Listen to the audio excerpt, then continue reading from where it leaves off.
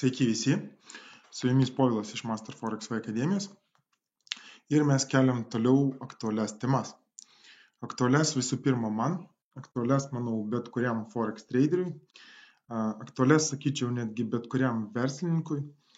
Jeigu beje jūs esate žmogus nieko nesusijęs su Forex prekyba ir atsitiktinai užklydot ant šio video, neatsijunkit, tikrai nepasigalėsit. Tie, kas esat Forex prekeiviai, greičiausiai sutiksit su manim, kad Forex prekyba tai yra verslas. O taip pat sutiksit su manim, kad Forex prekyba tai nėra šiaip verslas. Tai yra visų pirma tam tikras gyvenimo stilius. Pats sandorio atidarimas, uždarimas tai yra tik labai mažytė aisbergo viršūnė. Forex naujokai ateidami į šią rinką, jūs net neįsivaizduojat, kaip pasikeis jūsų asmeninis pasaulis ir gyvenimas. O Forex senbuviai arba Forex seniai sutiksite su manim, kad jeigu žvilgteltume pro laiko mašinos langą ir jeigu prisiminsite save darantį pirmus žingsnius Forex prekyboje, tai turbūt patys savęs nebeatpažintumėte. Tai jeigu jūs sutinkat su manim, kad Forex prekyba tai nėra šiaip sandorio atidarimas, uždarimas, kad tai yra kur kas daugiau, kad Forex prekyba tai yra gyvenimo stilius, tai jums šis video irgi bus įdomus. Šiame video aš pasidalinsiu su jumis tokio asmeninio tobulėjimo principų, arba gal teisingai būtų pavadinti tobulėjimo triukų, kuris vadinasi šikna ant horizonto. Tradiciškai priskirsim sutrumpinimą, kaip mes mėgstam, tai šį kartą tai bus šach principas. Prieš tęsiant, norėčiau iš karto visus įspėti, kad šiame video bus iliustracijų, kurios netinka vaikams jaunesniems nei 16 metų, kaip matot tyčia, uždėjau plus 16 žingsliuką. Todėl, jei taip atsitiko, kad šalia jūsų sėdi vaikas ir kartu žiūri šį video, jums gali tekti uždengti jam akis ir ausis. Kitaip jūs rizikuojat, kad jam sapnuosis košmarai su skrendančiom šiknom. Beje, įspėjau, tokie košmarai gali pradėti sapnuotis ir jums, jei pradėsite taikyti šį principą savo gyvenime. Jei nuspręsite netaikyti, tai jūsų tobulėjimas bus tiesiog žymiai lėtesnis, kiekvienas laisvas rinktis. Beje, verta paminėti, kad šis asmeninio tobulėjimo triukas nėra mano išradimas. Vienokia ar kitokia forma tai yra aprašoma asmeninio tobulėjimo knygose ir tų knygų prirašyta yra begalės.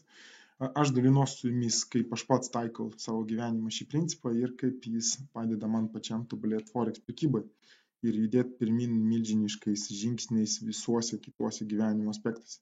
Kaip sakiau pačioj pradžioj, Forex prekeivis tai visų pirma gyvenimo stilius. Taigi jūs turbūt nekartą girdėjote sėkmingų žmonių pasisakymus arba tų pačių knygų apie asmeninį tobulėjimo pamokslus.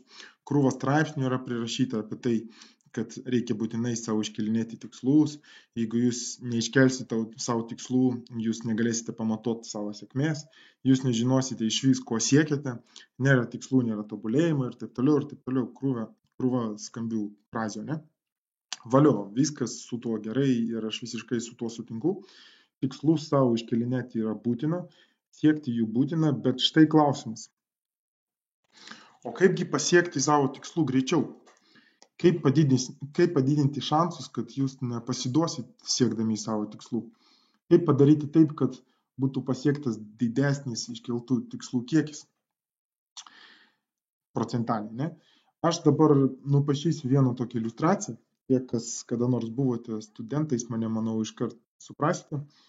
Kas žinote tą jausmą, kai jūsų laukia sesija arba egzaminas, kai jūs visos sesijos metu nieko nedarėt, o iki egzamino liko tik 3 naktys. Tai įsivaizduokit savo štai žmogelis, ne? Jisai savo vaikšto savo laimingas. Kažką daro, kažką ten daro, nieko rimto. Kartais gal šiaip tinginiauja, teliką žiūri, Facebook'e sėdi, YouTube'ą žiūri, kaip jūs šiuo metu. Ir štai horizonte pasirodo paukščiukas toks. Paukščiukas ir paukščiukas, pagalvoja žmogelis, laisvas skrenda kur nori, koks skirtumas. Toliau savo tinginiauja arba šiaip daro ką nors nereikšmingo.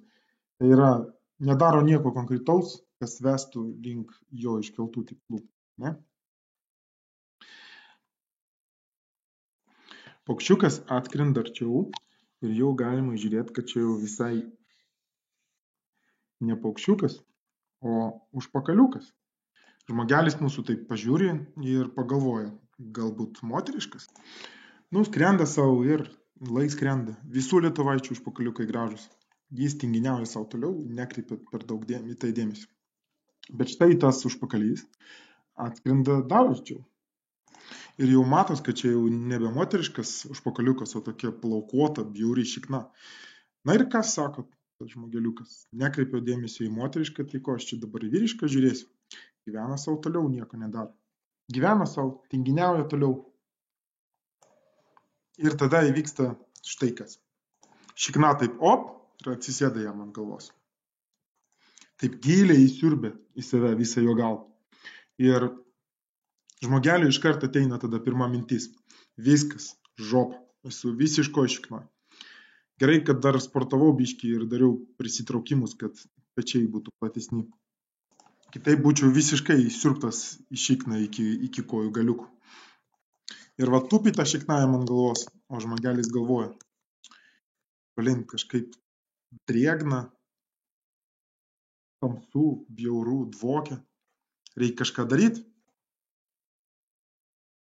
Aišku, atsiranda tokių, kurie ir tokio situacijų nieko nedaro. Tai tiems jau tik mirtis padės. Tai va ir pradeda mūsų žmogelis daryti kažkokias tai pastangas. Kažką daro, stengiasi, kad kuo greičiau numesti tą šikną savo nuo galvos. Kitaip tariant, žmogeliai tam tiesiog nėra kur dėtis. Jis arba išspręs problemą, arba taip ir liks tokia situacija. Juk nesinori, kad visi aplinkiniai pradėtų vadinti šiknagalį. Gėda juk. Taigi istorijos moralas yra toks. Jeigu žmogus gali kažką nedaryti, jis būtinai nedarys. Tol, kol neateis visiškos šiknos situacija, kaip mūsų žmogeliui atsitiko. Jis būtinai suras atmaskę, kažkaip atsikalbinės ir tikslas nebus pasiektas. Tai ką daryti, kad taip neatsitiktų? Ką daryti, kad nereikėtų realiam gyvenime karts nuo karto atsidurti į situacijų, kurioje atsidūrė mūsų žmogeliukas? Visų pirma, būtina kelti savo realius tikslus. Tai yra tuos tikslus, kuriuos jūs žinot, kad pasieksite, jei pasitengsite. Kalbant apie tikslų iškelimą Forex prekyboje, man truputį net gaila žmonių, kurie niekaip neatsikrato iliuzijos, kad jie per pusę metų taps milijonieriais. Jei jūs dar turite tokią iliuziją, kuo greičiau jūs atsikratysite jos, tuo greičiau jūs pradėsite kelti savo realius tikslus.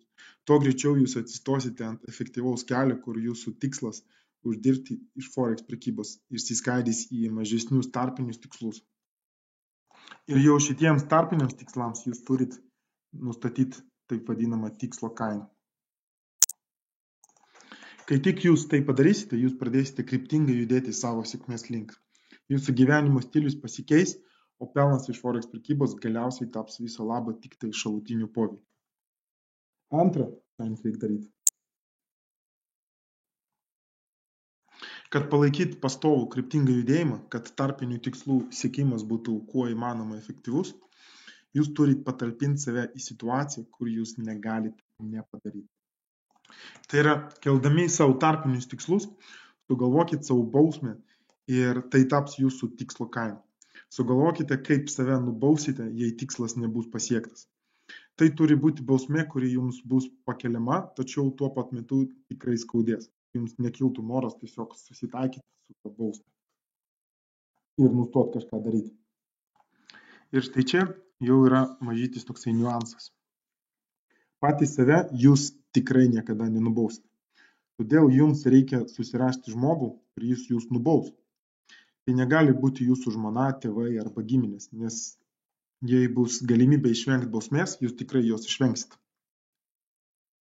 Jūs turite susirasti savo žmogų, prieš kurį jums bus visų pirma gėda, jei nepasieksit savo tikslo.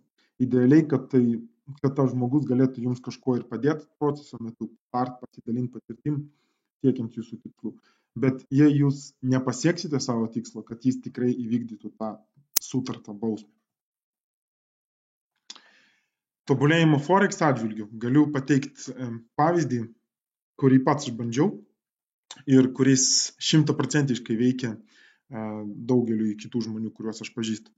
Tai yra bausmės balų sistema Master Forex Advanced kurso metu. Ilgai nepasakosiu, bet labai trumpai jos esmė yra tokia. Jeigu žmogus surinka 3 balus kurso metu, kartu su 3 balu jis iškrenta iš kurso ir pinigai jam nėra gražinami. Balus galima surinkti už namų darbų neatlikimą arba nesankcionuotą paskaitos praleidimą. Tarpinis tikslas Forex prekeivių šiuo atveju per maksimaliai trumpą laiką įvaldyti rinkos matymą remiantis Master Forex techninę analizę. Tikslo kaina, kurso kaina. Žmogus žino, kad bet kuriuo momentu gali iškristi. Jis žino, kad bet kuriuo momentu netikėtai jam ant galvos gali nusileisti šikna ir taip atsisėsti. Ne? Atitinkamai tas žmogus juda kryptingai, tolygiai ir informacija jo galvoje susigula irgi tolygiai. Galiu pateikti ir kitą pavyzdį, sakykime, iš realaus gyvenimo. Ne? Galit už pavyzdį, tarkim, paimti, kad ir tą patį dietos laikymasi. Ne? Šiais laikais madinga laikytis visokiausių dietų. Ar daug pažįstat žmonių, kurie nusprendė laikytis dietos savarankiškai ir pasiekė norimų rezultatų? Ar daug tokių pažįstat? Spėju, gal 2-3 iš 100, kurie pasiekė tokiu būdu savo tikslų. Tai yra apie 3% iš 100. Jums štai šitie skaičiai nieko neprimena? O dabar užduokit savo klausimą, kiek pažįstat žmonių, kurie užsirašė į treniruotės pas brangų trenerį, kuris kiekvienos treniruotės metu išsiurbė iš tų žmonių visą energiją, o jei netyčia nusižengs trenerių nurodytam mitybos planui, tai iš vis amen, ne, palaido sporto salėje. Ar daug pažįstat žmonių, kurie susimokėję brangiai iš tokias treniruotės, nepasiekė savo tikslą? Kaip matot, veikia šis mūsų šach principas. Ir šis principas veikia bet kur ir bet kurioje gyvenimo srityje. Todėl, jeigu jūs turit tikslą tokį pasiekti stabilaus uždarbio ir iš Forex prekybos, išskaidykit šį tikslą į tarpinius tikslus. Susiraskit savo žmogų, kuris padės jums įgyvendinti atskrendančios šiknos principą. Atliks bausmės atlikimo vaidmenį. Jei jūs nežinot, kaip teisingai išsikelti savo tikslus, susiraskit žmogui, kuris jums padės tai padaryti. Štai galit pasižiūrėti video, kuriame aš pasidalinau savo mintim, kaip pasirinkti Forex kursus, kaip pasirinkti Forex mokytoją, kaip aš pats tai darau, kaip aš pats renkuosi. Jeigu jūs jau žinot, kokiame savo Forex kelio ruože arba etape jūs randatės, tai čia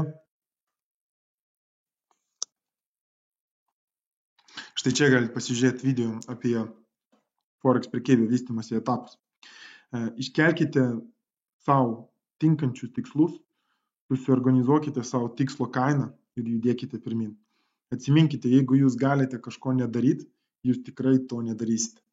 Tai yra natūralus mūsų organizmo energijos išsaugojimo mechanizmas. Jums reikia surasti būdą, kaip apeiti tą mechanizmą. Ir jūsų augimas ir tikslų siekimas taps žymiai efektyvesnis ir greitesnis. Taigi, linkiu jums sėkmės,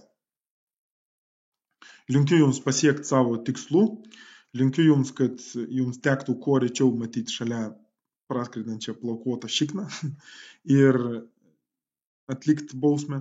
Tegul ta šikna lieka horizonte arba galbūt maksimaliai tegul lieka gražiai dainuojančių paukščiukų arba maksimum dailių moteriškų užpakaliuko, ne?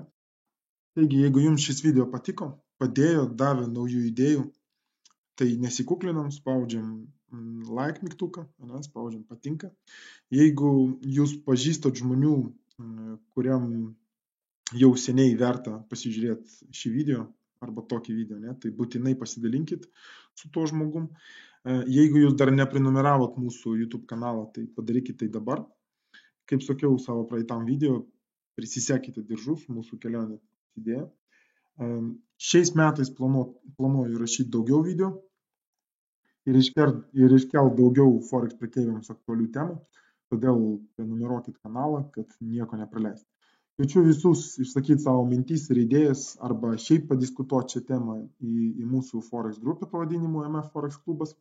Nuorodą sudėsiu komentaruose. Tie, kas turite alergiją nuo Facebook'o, nepamirštam, kad diskutuoti galima ir šio video komentaruose. O aš su jumis atsisveikinu ir iki kito karto.